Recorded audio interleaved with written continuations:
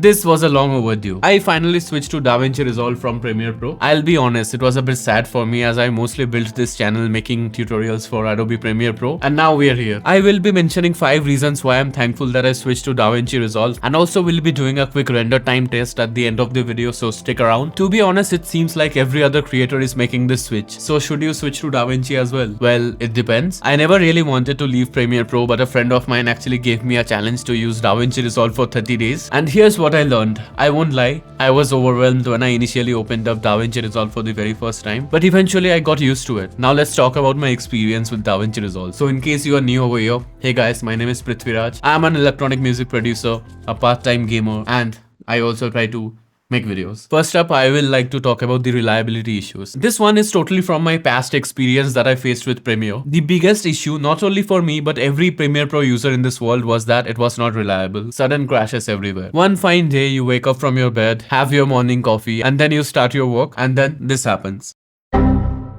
Frustrating, right? And even worse is the autosave functionality. Like, yes, you can set Premiere Pro to autosave at frequent intervals, but the problem is that whenever it autosaves, it completely takes up your screen hostage. Imagine seeing this window every 5 minutes when you're working for long hours. Can be really annoying, right? These are certain things everyone has been requesting Adobe to fix for years now, but nothing. For this reason alone, I don't really miss Premiere. I've had a minimal amount of crashes in DaVinci. Yes, it did crash a couple of times, but it's nothing when I compare it with Premiere. Also, it is more forgiving because it always keeps saving your project. DaVinci Resolve has real-time saves. Even if you forgot to press Ctrl S on your keyboard, you're still good to go. Rather, you can just close your project abruptly. Still, you will have your project up to date when you load up. And of course, it does not have the annoying pop-up like Premiere Pro. Also, the UI is well designed. Switching between different workspaces can be done with a single click. You don't have to explore the menus just to find the workspaces. Next up is ease of access. Certain things are simply so much better over here. For example, if you wanted to create some space between two clips in Premiere, you will first have to drag them on top, then you'll have to select the entire part, then move your clips to the side. After that only it will create some space for you. But in Resolve, you just have to click on this button which says trim edit mode, and then you can simply drag the end of your clip and you're basically done. Also, you don't have to manually set keyframes to create a simple zoom effect. You can simply use the dynamic zoom feature in DaVinci. It will allow you to set the start point and the end point, and you are done. It's that simple. And also, creating masks is very easy. It's called magic mask over here. Like, if I wanted to send this text behind me, for example, all you have to do is go to magic mask and then create a selection of your subject. You can simply draw over it. If anything else got selected, you can simply use this red brush to fix your correction. Consider this to be your eraser tool. After that, you just have to connect the node to the alpha out. There are plenty of tutorials on YouTube about magic mask, so you can check them out if you're interested in that. The inspector has the crop tool, even the stabilization tool preset by default. You would have to import them manually in Premiere Pro. Like, seriously, why do I have to go through such a lengthy process just to crop my video? It has this cut tab. I didn't really use this at first, but once I started using it, I understood how helpful this can be. So you can simply get the view of your entire timeline as well as the zoomed in part of your timeline. It becomes super convenient to have an entire overview of your timeline. You don't have to zoom in and out again and again. You can very easily use the scene cut detection and it will automatically detect the cuts quite smoothly. Premiere also has this feature now, but it's not that smooth. There is one neat little thing they have added which comes in really handy, to be honest. They are called power bins. There are certain assets that we use in every video. For example, it can be an intro clip or some sound effect or the subscribe button animation. And also, please hit the subscribe button for more such videos while we are on the topic. You can store all your frequently used assets in this master bin. It will basically be present for you in every project. There has to be certain files or effects that you need as an editor for every single project of yours. This thing will really make your life a lot easier, trust me. It's super convenient. The third reason why I switched is because of the color controls. You get so much more options when it comes to color grading your footage. DaVinci has always been the first choice for professional color grading. It has been used in cinemas for a very long time now. Premiere Pro offers very less controls when it comes to color grading. It's somewhat good enough for getting your basic color grades done, to be honest. Or maybe you can apply a few LUTs. DaVinci also has this feature called color space transform that will basically give you a very neutral grade for your S-Log footages. It can be a good starting point. I have tried shooting in S-Log, but the thing is that I go for a very low light and dark aesthetic, as you can see. Considering my camera, HLG is a better option for me. This is how my video looks without any color grade.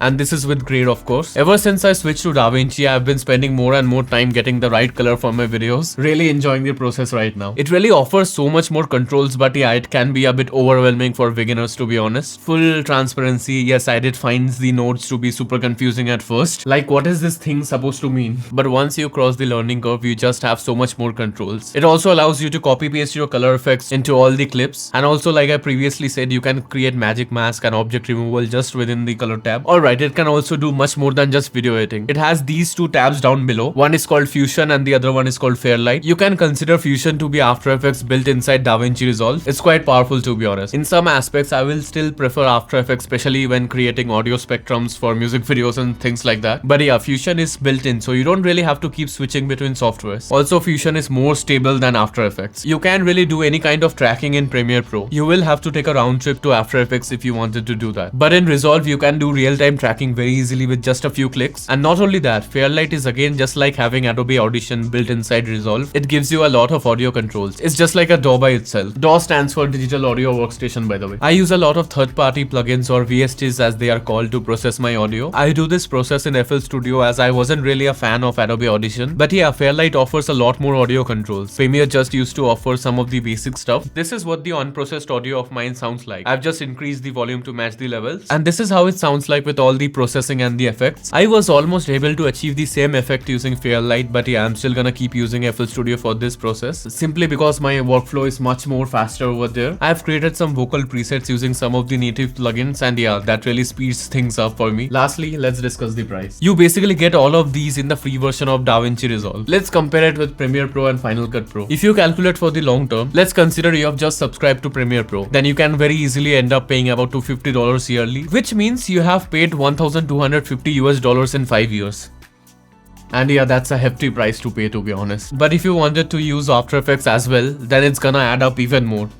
And paying that kind of price every year is pointless, to be honest, especially when it has stability issues. Final Cut is also a one-off purchase of $299, but the software called Compressor, which is basically the After Effects equivalent, will cost you an additional $50, creating a total of $350 rounded off. DaVinci, on the other hand, is totally free, and the studio version costs only $295, and it's a one-time purchase. Like, you just need to buy it once and you'll get the future releases as a free upgrade. I simply love it when they do that. FL Studio, the DAW of my choice, also offers free upgrade to the latest version. Buy it once in your life and you're good to go. Now, if we compare the free version of DaVinci with the paid version, to be very honest, not everyone needs the paid version. Some of the notable points of the studio version is that you get a dozen more free presets for Fairlight and Fusion, and also some more high-end stuffs which I have absolutely no idea about. But the reason why I'm using the studio version of Resolve is that I simply like the noise reduction feature so much. Since I mostly work with low-light footage, I love the dark ambience. This feature is really essential for me. Here are some of the cons of DaVinci. If you're switching from Premiere Pro or Final Cut, then yeah, it's okay, I guess. But if you are a beginner, there is kind of a steep learning curve. I feel Premiere Pro is more user-friendly, to be honest. There are certain effects and transitions that are simply faster and easier to execute on Premiere Pro. And speaking of transitions, Premiere Pro has been a fan favorite for a very long time. Hence, it is easier to find resources and various other third-party transition packs for Premiere. DaVinci lacks in that aspect as of now. So let us try the render time test.